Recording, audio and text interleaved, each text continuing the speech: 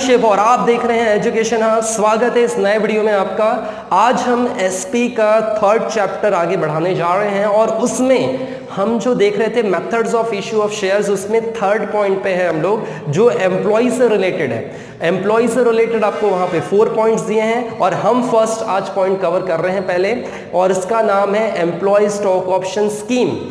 तो employ stock option scheme को समझने के लिए एक एग्जांपल के थ्रू समझते हैं कि समझ लीजिए कि आप किसी कंपनी में वर्क कर रहे हैं और बहुत बड़ी कंपनी है वो, ठीक है, वहां पे बहुत अच्छा प्रॉफिट और बहुत अच्छा वहां पे गेन होता है, आपको सैलरी अच्छी मिल रही है, समझ लो 1 लाख रुपीज आपको सैलरी मिल रही है। आपने वहां पे 4-5 साल बिता दिया, ठीक है, और आपकी सैलरी उतनी की उतनी है और कंपनी बहुत ज्यादा ग्रोथ कर रही है, उसके बहुत सारे ब्रांचेस, बहुत सारे यूनिट ओपन हो चुके हैं, तो आपको कहीं ना कहीं एक फीलिंग नहीं आएगी कि यार मेरी मेहनत की वजह से मैं बहुत ज्यादा हार्ड वर्क करता हूं और मेरी मेहनत की वजह से कंपनी तो बहुत ज्यादा ग्रोथ कर रही है लेकिन आपको कोई फायदा नहीं मिल रहा है, मतलब एम्प्लॉय को कोई फायदा नहीं मिल पा रहा है, उसकी ग्रोथ नहीं हो पा रही है। तो इस कंडीशन में कहीं ना कहीं एम्प्लॉय दूसरे कंपनी में जाने की कोशिश करेगा अपनी सैलरी को इंक्रीमेंट करने के लिए, अपनी ग्रोथ के लिए, और अगर दूसरे कंपनी से अच्छा ऑफर मिल जाएगा तो ये जो टैलेंटेड एम्प्लॉय है वो किसी और कंपनी में शिफ्ट हो जाएगा। और यहां पे जिस कंपनी में वो काम कर रहा था पिछले 5 सालों में, वो कंपनी को बहुत बड़ा नुकसान हो सकता है। किस बात का नुकसान?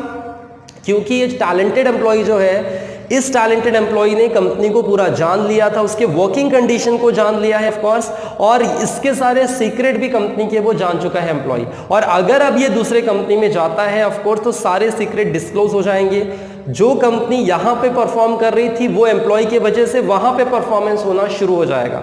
इसीलिए कंपनी क्या करती है, इस कंपनी को रिटेन करने के लिए, इस कंपनी के एम्प्लॉय को रिटेन करने के लिए, उसको यहां पे स्टे करने के लिए हमेशा के लिए कंपनी उसको ये ऑफर देती है एम्प्लॉय स्टॉक ऑप्शन स्कीम का। मतलब यहां पे कंपनी उसको स्टॉक ऑप्शन स्कीम इसलिए ऑफर कर रही है चाहे वो कंपनी के स्टॉक ऑप्शन स्कीम में आ जाए और वो ओनर बन जाए।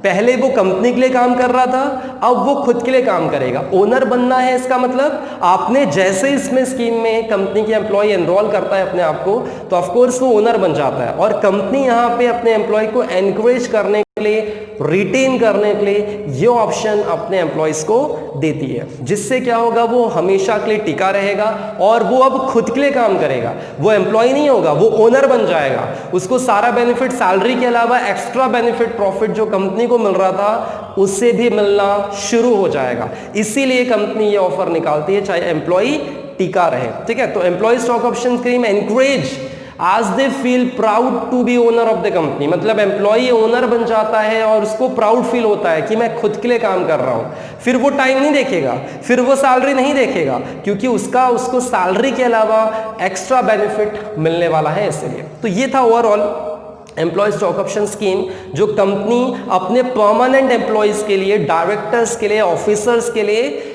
निकालती है ये स्कीम, ठीक है। और इससे एम्प्लॉय टिके रहते हैं, वहां पे बने हुए रहते हैं, रिटेन करते हैं लंबे समय के लिए, कहीं छोड़कर नहीं जाते। ये सबसे बड़ा फायदा कंपनी को होता है, इसलिए कंपनी अपने एम्प्लॉय के लिए स्कीम निकालती है। ऐसी बहुत सारी कंपनी, इन्फोसिस है, विप्रो है, मतलब टाटा है, ऐसे बहुत सारे कंपनी इसी तरह से ग्रोथ कर रहे हैं और अपने एम्प्लॉय को रिटेन कर पाते हैं, क्योंकि उन्हीं एम्प्लॉय की वजह से ये कंपनी चलती है ऑफ कोर्स। अब इससे रिलेटेड प्रोविजंस हम लोग कवर कर लेते हैं। पहला प्रोविजंस क्या आता है कि कंपनी यहां पे डायरेक्टली अपने एम्प्लॉय को ये शेयर ऑफर करती है, या तो फिर एम्प्लॉय ट्रस्ट जो बना होगा, वेलफेयर ट्रस्ट, उसके थ्रू कंपनी इनको ऑफर करती है। पहला प्रोविजन ये है। सेकंड प्रोविजन क्या कहता है कि मार्केट प्राइस से कम में इनको ऑफर किया जाएगा। मार्केट प्राइस अगर 100 है तो ऑफ कोर्स इनको कम में दिया जाएगा, ठीक है। और इसका एक पर्टिकुलर वेस्टिंग टाइम पीरियड होता है। वेस्टिंग टाइम पीरियड मतलब क्या? एम्प्लॉय यूजेस हिज ओपिनियन, मतलब ऑप्शंस, एम्प्लॉय के पास ऑप्शन है 1 साल तक का कि चाहे वो इस शेयर्स को आसानी से ले सके, ठीक है। और नेक्स्ट पॉइंट आता है usually company will specify lock in period. यहां पे 1 साल का लॉक इन पीरियड होता है, ठीक है। उस 1 साल के लॉक इन पीरियड में एम्प्लॉय अपने शेयर किसी और को सेल नहीं कर सकता, ठीक है। मतलब इस टाइम पीरियड तक आप सेल नहीं कर सकते, उसके बाद भले ही वो सेल कर सकते हैं, right. And share issue does not enjoy, जब कंपनी शेयर इशू करती है तब तक उनको वोटिंग पावर नहीं मिलेगा, डिविडेंड नहीं मिलेगा, जब तक एम्प्लॉय वो शेयर परचेज ना कर ले। जब तक आप शेयर खरीदोगे नहीं तो आपको उससे रिलेटेड पावर भी कैसे मिलेंगे, ठीक है। तो एम्प्लॉय को पावर कब मिलता है, जब परचेज करते हैं तब मिलता है, ठीक है। And company has to get approval of shareholder, मतलब जो नेक्स्ट पॉइंट आपका आ रहा था उसमें शेयर होल्डर का अप्रूवल होना जरूरी है इस टाइप के शेयर इशू करने के लिए। ऑफ कोर्स शेयर होल्डर से आप पूछोगे नहीं, तो वो तो ओनर है ना, उनसे तो आपको अप्रूवल लेना होगा, स्पेशल रिजोल्यूशन पास भी करना होगा, ठीक है। And employee can not transfer his options to any other person, कोई ऑप्शन ट्रांसफर नहीं कर सकते, इसको प्लेज और मॉर्गेज के थ्रू भी नहीं रख सकते। प्लेज करना, गिरवी रखना, मॉर्गेज करना, अपना टाइटल किसी और को ट्रांसफर कर फिर लोन लेना, ये सब चीजें एम्प्लॉय नहीं कर सकता इस स्कीम के थ्रू, ठीक है। एंड लास्ट पॉइंट इसमें क्या है कि employee has to set up a compensation committee, company को यहाँ पे कंपनसेशन कमेटी बनानी होगी इस स्कीम को ऑपरेट करने के लिए, एडमिनिस्ट्रेट करने के लिए, ठीक है। चाहे सेबी की जितनी भी गाइडलाइंस हो उसमें आसानी से फॉलो करवाया जा सके। तो इस तरह से थे ये सारे प्रोविजंस जो आपको एम्प्लॉय स्टॉक ऑप्शन स्कीम में है, राइट। नेक्स्ट पॉइंट की ओर चलते हैं और देखते हैं नेक्स्ट पॉइंट क्या कहता है। ओके, तो सेकंड पॉइंट की ओर बढ़ते हैं और सेकंड पॉइंट हमारा क्या कहता है, employee stock option purchase scheme, ठीक है। तो ये जो employee stock option purchase scheme है ये एग्जैक्टली कौन सी स्कीम है जो कंपनी अपने एम्प्लॉय को दे रही है। तो उसमें लिखा है under the scheme the company offer equity share to it employee at discounted prices which can buy at future date, मतलब फ्यूचर डेट में एम्प्लॉय इसको खरीद सकता है लेकिन डिस्काउंटेड प्राइसेस में। तो यहां पे एम्प्लॉय का फायदा हो रहा है, ऑफ कोर्स डिस्काउंटेड प्राइसेस में कंपनी उसको शेयर्स मतलब स्टॉक्स वहां पे दे रही है, ठीक है। एंड द कंपनी, अब इसमें खास बात क्या है, इसमें कंपनी उसकी सैलरी से पैसा डिडक्ट करेगी, ठीक है। डायरेक्टली वो पैसा पे नहीं कर रहा है, इनडायरेक्टली वो सैलरी से उसका डिडक्शन होते रहेगा, ठीक है, for the payment of shares. तो इतना सा बात है, मतलब कंपनी यहाँ पे अपने एम्प्लॉयज को स्टॉक ऑप्शन स्कीम परचेज करने का ऑफर दे रही है और उसके सैलरी से पैसे डिडक्ट किए जाएंगे। और ऑफ कोर्स इससे भी कंपनी के एम्प्लॉय और कंपनी इन दोनों का अटैचमेंट और गहरा होगा। और यहाँ पे कंपनी के अगर प्रॉफिट बढ़ता है तो यहाँ पे एम्प्लॉय का भी उसका फायदा होगा, सैलरी के अलावा उसको शेयर्स का बेनिफिट भी मिल रहा है, ये खास बात है, ठीक है। इसलिए एम्प्लॉय को जुड़ा रहेगा, छोड़कर नहीं जाएगा। और इससे रिलेटेड जो प्रोविजन है वो क्या कहता है वो भी देख लेते हैं। इसमें प्रोविजन बहुत कम दिए हैं। तो फर्स्ट प्रोविजन क्या कहता है, the different types of shares can be offered to the different categories of the employees. यहाँ पे अलग अलग कैटेगरीज ऑफ एम्प्लॉय, जैसे होता है ना मैनेजर, जनरल मैनेजर, डायरेक्टर्स, तो उनकी कैटेगरी अलग अलग है, तो उनको अलग अलग कैटेगरीज के शेयर्स दिए जाएंगे, ठीक है। दूसरा वहां पे बोला जा रहा है प्रोविजन क्या, share through IPS should be immediately listed, मतलब यहां पे जो शेयर्स उनको दिए जा रहे हैं वो तुरंत इमीडिएटली लिस्टिंग करा दिया जाएगा, मतलब वो पब्लिक में सर्कुलेट हो जाएगा। लिस्टिंग कराना मतलब स्टॉक एक्सचेंज में आपकी लिस्टिंग हो जाएगी, ठीक है। इससे फायदा ही होगा क्योंकि उसके शेयर्स की कीमत फिर बढ़ने लगेगी अगर कंपनी ग्रोथ कर रही होगी तो। थर्ड प्रोविजन क्या कहता है, it will be minimum 1 ear lock in period. Lock in period इसमें 1 साल है, ठीक है।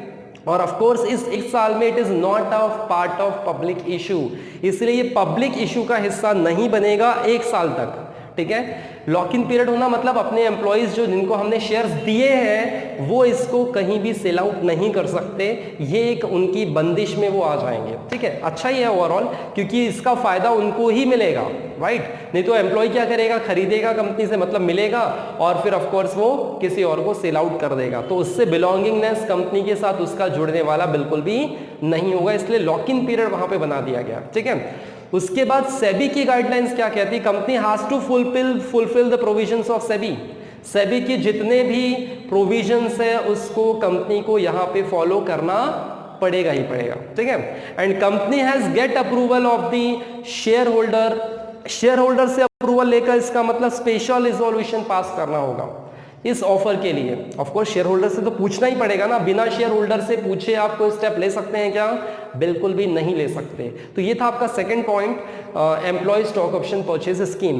ये दोनों तरीके में अगर आप देखोगे तो कंपनी और एम्प्लॉय का यहाँ पे अटैचमेंट गहरा हो रहा है, इसलिए कंपनी ये ऑफर निकालती है, चाहे कंपनी लंबे समय तक चाहे एम्प्लॉय एक्चुअली लंबे समय तक कंपनी के साथ जुड़ा रहे, छोड़कर ना जाए, ठीक है। उसके बाद आता है नेक्स्ट पॉइंट आपका third point, stock appreciation right scheme. अब ये स्टॉक एप्रिसिएशन राइट स्कीम क्या है? इसमें कंपनी जो स्टॉक ऑप्शन स्कीम उसको दे रही है, एप्रिसिएशन स्टॉक ऑप्शन स्कीम, इसमें एम्प्लॉय को कुछ भी पैसा देना नहीं है। इसमें कंपनी उनको ऑफर दे देती है शेयर्स का, ठीक है, और इसमें जब स्टॉक की कीमत बढ़ेगी तो जो बढ़ी हुई कीमत होगी उसका फायदा कंपनी अपने एम्प्लॉय को देने वाली है। मतलब यहाँ पे परचेज करने के लिए आपको कुछ भी उनको पैसे देने की जरूरत बिल्कुल भी नहीं पड़ेगी। जो बढ़ी हुई वैल्यू रहेगी वो एम्प्लॉय को बोनस के रूप में, कंपनसेशन के रूप में उनको दिया जा सकता है, इन कैश और थ्रू इक्विटी शेयर्स। कैश में भी कंपनी इसमें दे सकती है या फिर इक्विटी शेयर के रूप में भी कंपनी इनको दे सकती है। ये कंपनी पर डिपेंड करेगा कि कैसे वो लोग एम्प्लॉयज को इसको देते हैं। और इसमें मिनिमम लॉक इन पीरियड कितना होगा? 1 ईयर, ठीक है। No lock in period for star, sorry, इसमें जो लॉक इन पीरियड होगा एम्प्लॉयज के लिए वो लॉक इन पीरियड इसमें रखा नहीं गया है, मतलब इसमें लॉक इन पीरियड बिल्कुल भी नहीं है, ठीक है। और इसमें भी शेयर होल्डर से ऑफ कोर्स रिजोल्यूशन पास कर कर आपको डिसीजंस लेने पड़ेंगे, ठीक है। तो ये था ओवरऑल आपका ये थर्ड पॉइंट। फोर्थ पॉइंट क्या कहता है? Sweat equity shares. अब ये जो स्वेट इक्विटी शेयर्स हैं वो क्या है वो भी देख लेते हैं। ये भी एम्प्लॉयज के लिए दिया जा रहा है और इसमें कंपनी अपने शेयर्स, इक्विटी शेयर्स अपने एम्प्लॉयज को दे रही है, वो भी डिस्काउंटेड प्राइस में, ठीक है। मतलब कंपनी के साथ जो एम्प्लॉय इतने सालों से जुड़ा हुआ है, उसने इतना कंट्रीब्यूशन किया है कंपनी के लिए, इतना पसीना बहाया है ऑफ कोर्स, इसलिए इसका नाम स्वेट इक्विटी शेयर रखा गया है। जो मेहनती एम्प्लॉयज होंगे जिन्होंने बहुत अच्छा कंट्रीब्यूशन दिया है उनको कंपनी ये शेयर ऑफर करेगी ऑफ कोर्स, और इसमें वैल्यू शेयर्स की कीमत कम होगी। और एक चीज उसमें लिखी है, sweat equity shares rank pari passu. Pari passu means क्या होता है? Equal footing will be trusted at par with other equity. Other equity को पहला प्रेफरेंस देने के पहले इनको पहला प्रेफरेंस दिया जाएगा पे ऑफ करने के लिए, ठीक है। मतलब जब पैसे वापस करने की बारी आएगी तो सबसे पहले इनको दिया जाएगा, एम्प्लॉय को दिया जाएगा। और इसमें लॉक इन पीरियड कितना है? 3 साल। और यहां पे भी ये 3 साल तक अपने शेयर किसी और को ट्रांसफर नहीं कर सकते। यहां पे भी आपको शेयर होल्डर से अप्रूवल लेना होगा, स्पेशल रिजोल्यूशन पास कर कर स्वेट इक्विटी शेयर के लिए, ठीक है। तो ये था आपका फोर्थ पॉइंट जो हमारे एम्प्लॉय से रिलेटेड थे।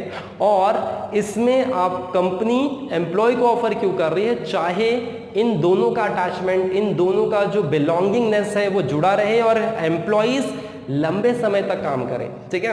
और एक्सपीरियंस, जो टेक्निकल जो एक्सपीरियंस पर्सन है, स्किल्ड पर्सन है, वो यहां से छोड़कर ना जाए, इसीलिए ये ऑप्शन कंपनी उनको देती है। तो ये ओवरऑल हुआ हमारा आज का पॉइंट, ठीक है, सारे पॉइंट।